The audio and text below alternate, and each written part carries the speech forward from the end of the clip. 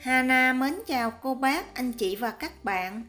Tuần này Hana xin gửi tới cô bác, anh chị và các bạn thêm một món tráng miệng độc đáo làm từ rau câu với cách tạo hình như những hồ cá nhỏ xinh xinh.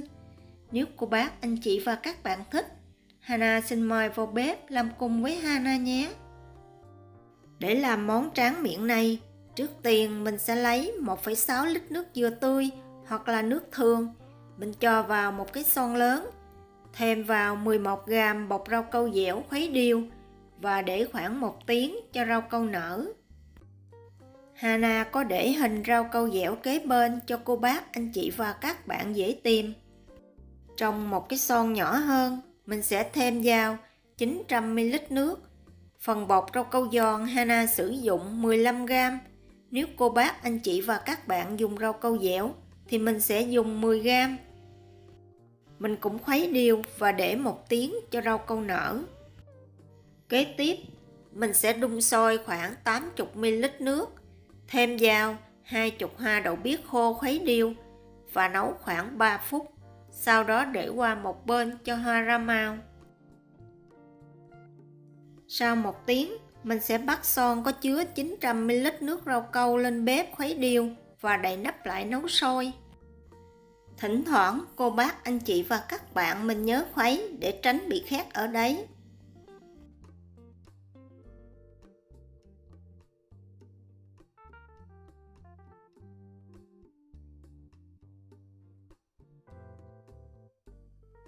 Khi rau câu sôi và tan hoàn toàn thì mình sẽ hớt sạch bọt.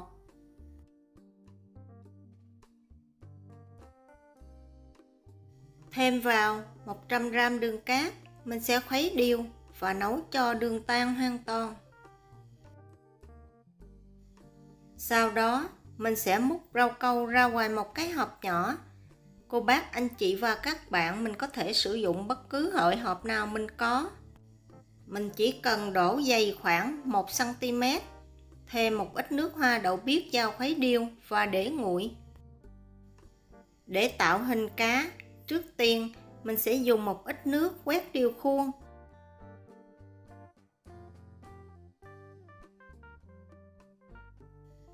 Để tạo mắt cá thì Hana sử dụng một ít hạt mè đen.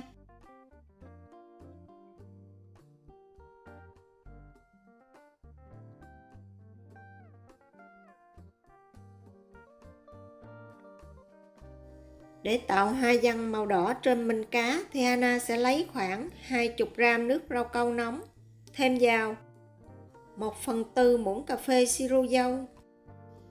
Phần hoa văn màu vàng thì mình sẽ lấy 1/8 muỗng cà phê bột nghệ, thêm vào 1/2 muỗng cà phê nước.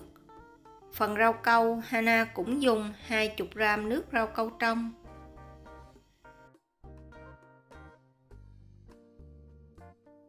Phần rau câu trong còn lại thì mình sẽ thêm vào 200 g nước cốt dừa,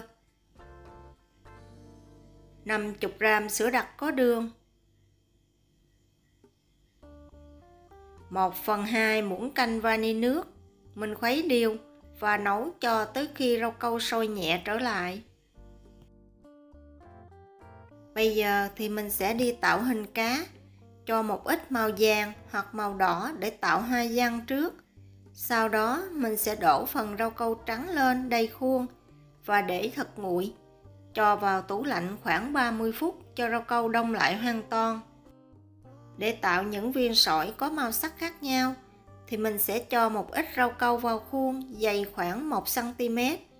Phần màu nhạt thì Hana thêm vào 1 muỗng cà phê nước hoa đậu biếc. Mình sẽ khuấy đều và để qua một bên.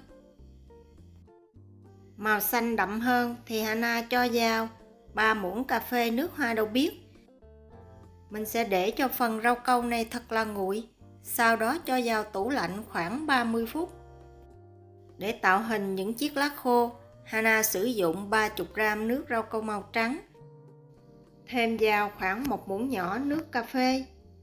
Mình sẽ đổ những chiếc lá khô và để vào tủ lạnh khoảng 5 phút hoặc cho tới khi đông đặc lại hoàn toàn. Rau câu sau khi đông đặc lại hoàn toàn thì mình sẽ cắt thành những khối có góc cạnh khác nhau để tạo thành những viên đá. Kích thước lớn nhỏ tùy thuộc vào khuôn mà cô bác, anh chị và các bạn sử dụng để đổ rau câu.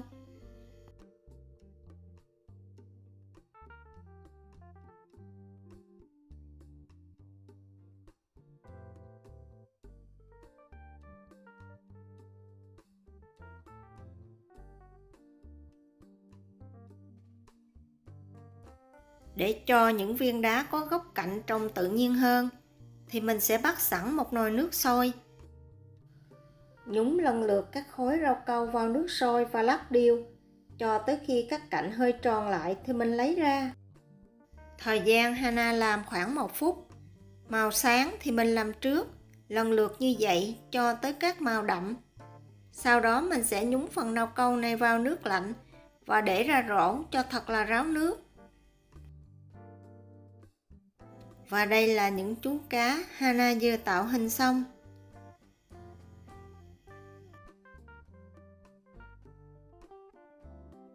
Phần làm hoa Hana đã chia sẻ rất là nhiều lần. Hana có để đường link trong phần mô tả. Cô bác, anh chị và các bạn nếu thích xem lại giúp Hana nha. Hana cảm ơn.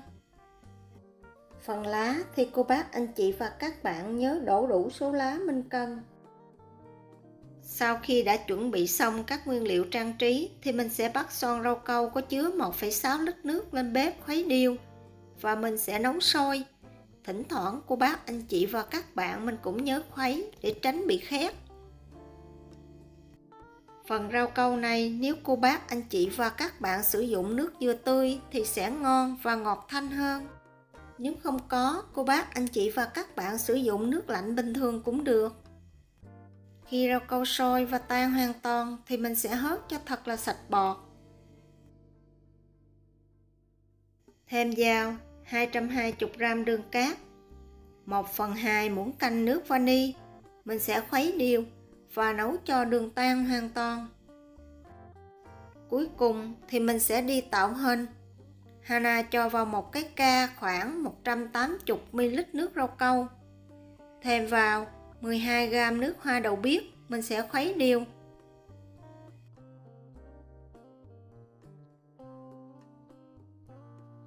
Lớp màu xanh thứ nhất, Hana sẽ cho vào khoảng 2 muỗng canh nước rau câu.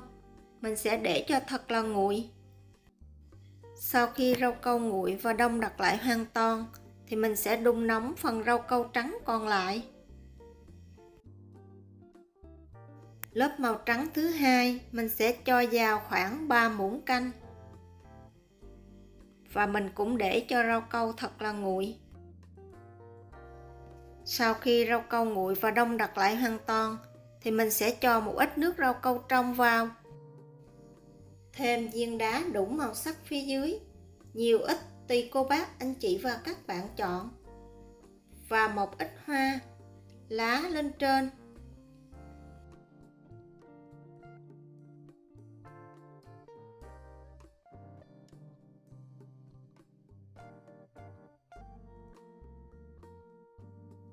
Sau đó mình cho tiếp phần rau câu trong vào. Mình cho vừa đủ để ngập lá và hoa. Cô bác, anh chị và các bạn mình sẽ để phần này khoảng 3 phút cho nguội bớt. Sau khi rau câu nguội bớt thì mình sẽ tiếp tục đổ phần nước rau câu trong vào. Mình đổ cách miệng ly khoảng 1cm là được. Mình sẽ để khoảng 15 phút cho phần rau câu này nguội bớt, hoặc là cho tới khi mình nhận tay vào, phần rau câu này vẫn còn nóng ấm. Cảm giác bên trong vẫn còn chưa đặc, mình sẽ dùng kéo cắt một đường. Tùy theo con cá mà cô bác, anh chị và các bạn. Nếu con cá cong thì mình sẽ cắt đường cong, nếu con cá thẳng thì mình sẽ cắt đường thẳng. Sau đó mình sẽ đặt cá nằm nghiêng, một phần đầu trồi lên khỏi mặt nước. Để tạo những bong bóng giống như cá đang thở thì Hana sử dụng một cái ống xi lanh có gắn kim y tế. Mình sẽ hút không khí, sau đó bơm lần lượt vào phần rau câu. Mình sẽ tạo bọt xung quanh mình cá, nhiều ít tùy ý cô bác, anh chị và các bạn mình thích. Trang trí một ít hoa lên mặt. Mình sẽ để phần rau câu này cho thật là nguội sau đó cho vào tủ lạnh cho tới khi mình phục vụ. Và đây là thành phẩm những chậu cá mini Hana vừa tạo được.